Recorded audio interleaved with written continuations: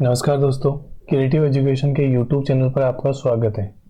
Math के important question की जो सीरीज चल रही है उसका 5वां पार्ट है आज। देखो, ये जो क्वेश्चंस हैं ये आने वाले सभी कॉम्पिटिटिव एग्जाम के लिए आपके लिए बहुत ज़्यादा इम्पोर्टेंट रहने वाले हैं, तो इनको ध्यान से कीजिएगा। देखो, एक दुकानदार अपने माल की कीमत उसके लागत मूल्य के 20% से अधिक अंकित करता है और उस पर 15% की छूट देता है। तदनुसार उसके लाभ का प्रतिशत ज्ञात करो।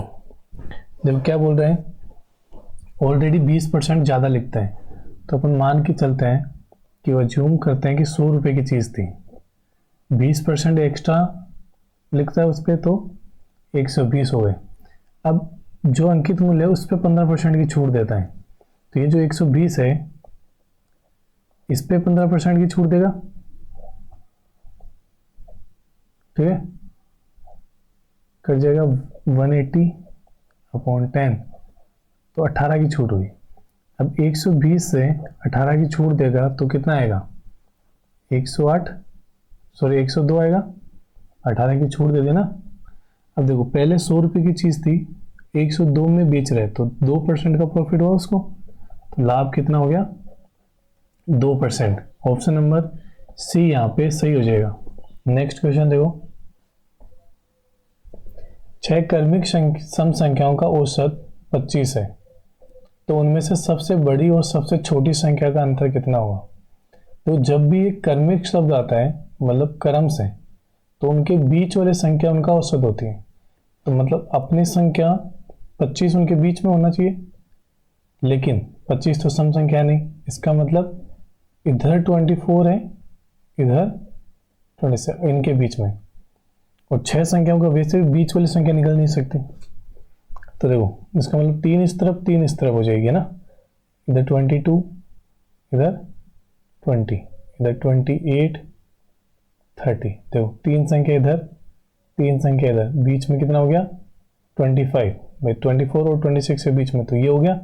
अब अपन को क्या बताना है, सबसे बड़ी और सबसे छोटी संख्या का अंतर कितना होगा। सबसे छोटी संख्या कितनी है 20, सबसे बड़ी संख्या 30, इन दोनों का अंतर कितने का है 10 का, तो यहाँ पे ऑप्शन नंबर बी सही हो जाएगा। नेक्स्ट क्वेश्चन देखो, 62478078 के वर्गमूल में अंकों की संख्या कितनी होगी। देखो, वर्गमूल में अंकों की संख्या निकालते हैं तो अपन पेयर निकालते हैं या जोड़े देखते हैं कि जितने जोड़े बनेंगे उतने डिजिट्स होगी। देखो अब यहाँ पे अपने पास क्या है, 62478078, तो देखो 2 के पेयर बनाएंगे, 4 पेयर बन गए, मतलब इसके वर्गमूल में 4 डिजिट होगी, तो ऑप्शन नंबर ए से हो जाएगा। मान लो कि ऐसा नंबर हो जैसे 10201, तो 1 2 3, तो जो लास्ट वाली संख्या बची इसको एक पेयर ही मानता है, तो इसमें 3 होगी। नेक्स्ट देखो, n के किसी पूर्णांक मान के लिए जाने पर क्या शेष रहेगा। बोले इससे n के किस मान के लिए 3 से भाग दिए जाने पर क्या शेष बचेगा। तो n की वैल्यू ज्यूम करते हैं कुछ भी, जैसे n के किसी भी मान के लिए था तो 3 2 into 1 मान लेते हैं, n इक्वल टू क्या मान लेते हैं 1, प्लस 9 into 1 प्लस 5, 3 का स्क्वायर 9 हो जाएगा, प्लस 9 प्लस 5 23। इस 23 को अगर मैं 3 से डिवाइड करूं तो 2 रिमाइंडर बचेगा, क्योंकि 3 से 21, 2 रिमाइंडर बचेगा। ऑप्शन नंबर बी यहाँ पे सही हो जाएगा। नेक्स्ट क्वेश्चन, 80 प्रश्नों वाली एक परीक्षा में एक छात्रा ने आरंभिक 60 प्रश्नों में से 75 क्वेश्चन के सही उत्तर लिखे। तदनुसार उस छात्रा को पूरी परीक्षा में 80% सही उत्तर देने के लिए शेष प्रश्नों में से कितने प्रतिशत सही उत्तर देने होंगे। देखो टोटल 80 क्वेश्चन है, उनमें से 60 तो उसने अलग कर लिए, 20 अलग किए हैं, 60 में से 75 मतलब 60 का 75%, 25 के लिए 3 बार, ये 4 बार, इससे ये 15 बार, मतलब 15 से 45 क्वेश्चन तो उसने सही किए। जबकि उसको 80% करना है, तो 80 का 80% कितना होगा?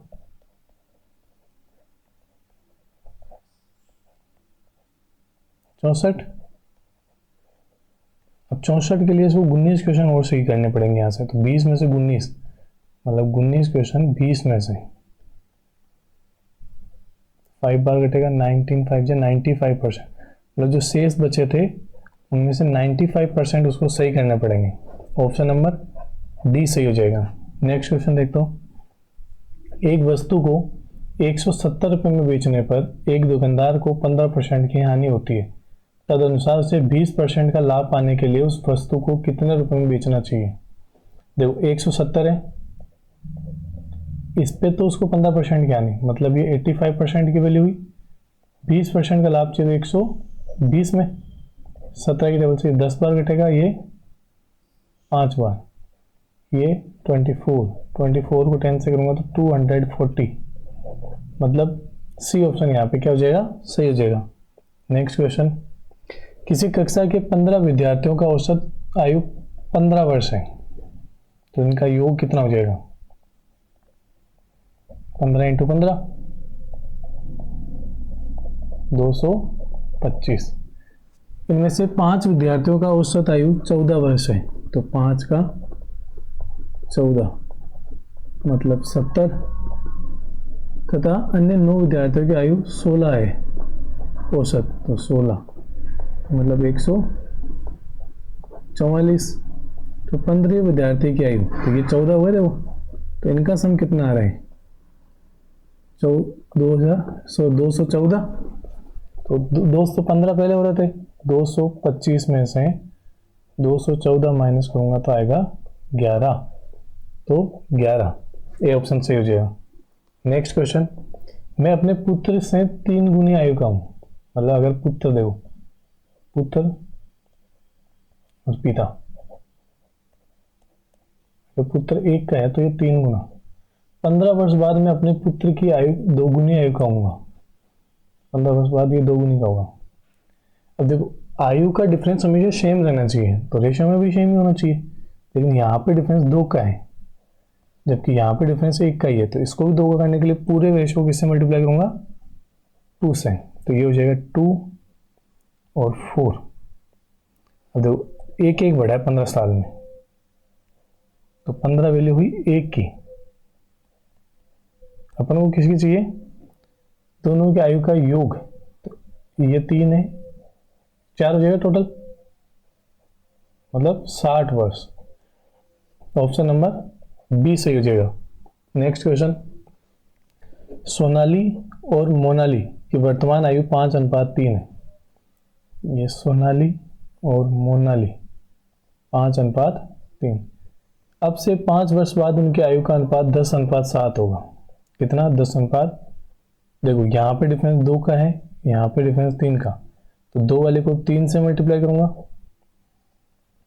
और 3 वाले को 2 से, तो ये हो जाएगा 15:9, ये हो जाएगा 20:14।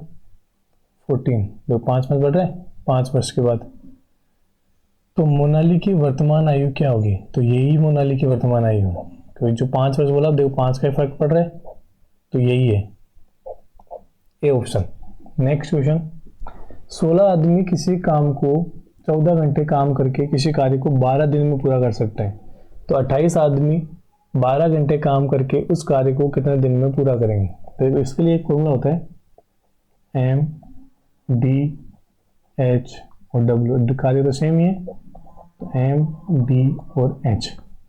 तो 16 आदमी 12 दिन में 14 घंटे काम करके 28 आदमी, दिन अपन को पता नहीं, और 12 घंटे काम करके कितने दिन में पूरा करेंगे? तो ये इधर आ जाएंगे,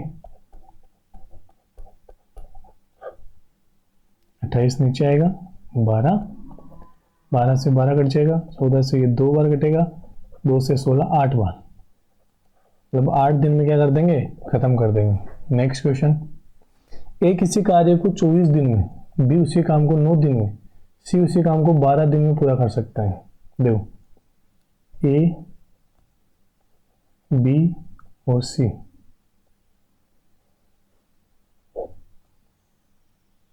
ए 24 दिन में करता है, बी 9 में, सी 12 में।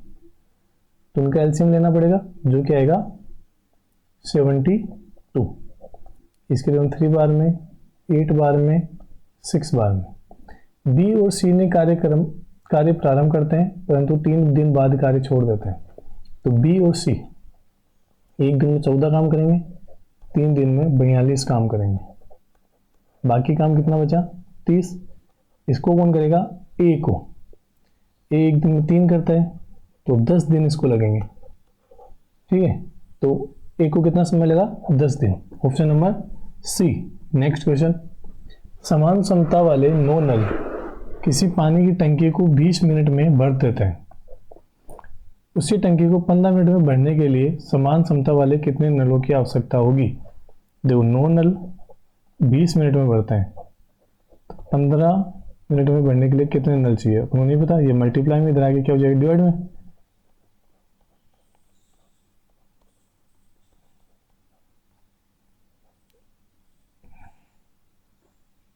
सॉरी यहाँ 20 था तो 180 और 15 12 बार, मतलब 12 नलों की आवश्यकता होगी।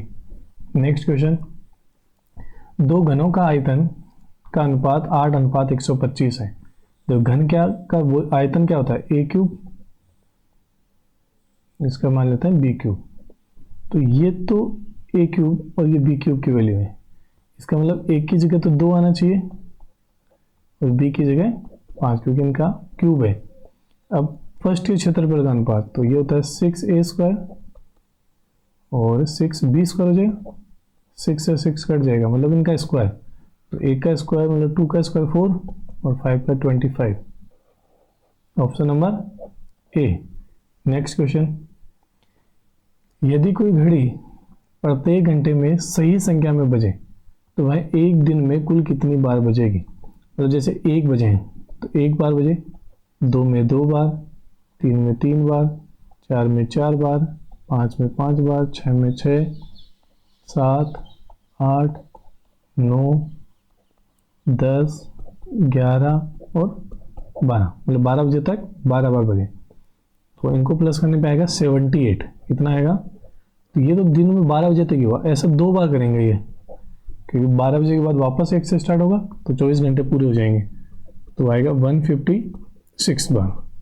तो घड़ी कितनी बार बजेगी? 156 बार। नेक्स्ट क्वेश्चन, एक गोले का पृष्ठ क्षेत्र 164 पाई सेंटीमीटर स्क्वायर है, इसका व्यास बराबर हो। तो गोले का जो पृष्ठ क्षेत्रफल होता है वो होता है 4 पाई आर स्क्वायर। तो ये हो जाएगा 64 पाई। अब देखो पाई से पाई तो कैंसिल आउट हो जाएगा, तो और इस 4 से ये 1 बार में, ये 16 बार में, तो आर स्क्वायर जो होगा वो होगा 16। तो आर की वैल्यू कितनी होगी? रूट में 16 जो कि 4 का स्क्वायर होता है। अपन को व्यास चाहिए, क्या चाहिए? व्यास। व्यास क्या होता है? रेडियस का डबल, मतलब त्रिज्या का डबल होता है। तो 2 × 4 व्यास कितना हो जाएगा? 8 सेंटीमीटर, मतलब 8 सेमी। Option number B. देखो दोस्तों, यहाँ पे अपने 15 क्वेश्चन कंप्लीट होते हैं।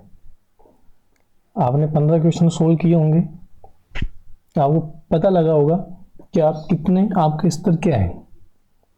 अपने स्तर को चेक करने का सबसे अच्छा तरीका यही है कि आप मॉक टेस्ट लगाएं, उनका सॉल्यूशन देखें, जो गलतियां हो गई है उनको नेक्स्ट टेस्ट में सुधार करें। इस चैनल पे आपको लगातार SSCET एग्जाम बेस्ड या अन्य किसी भी एग्जाम के लिए इनको उपयोगी हो सकते हैं। Not for CET, only for CET के लिए, सब किसी भी एग्जाम के लिए। तो अगर आपको हमारा प्रयास ये अच्छा लगा है तो इस चैनल को सब्सक्राइब जरूर कीजिए और वीडियो को लाइक करना ना भूलें। देखो अभी क्या है कि नया चैनल है, हो सकता है हमसे काफ़ी गलतियां हो रही हो, आवाज़ में, बोलने के तरीके में भी हो सकता है गलतियां हो, क्वेश्चन को अरेंज करने में भी गलतियां हो सकती है, लेकिन हम समय के साथ इनमें सुधार करने की जरूर कोशिश करेंगे। मिलते हैं एक नेक्स्ट क्लास में इसी तरीके के इम्पोर्टेंट क्वेश्चन के सेशन के साथ। धन्यवाद।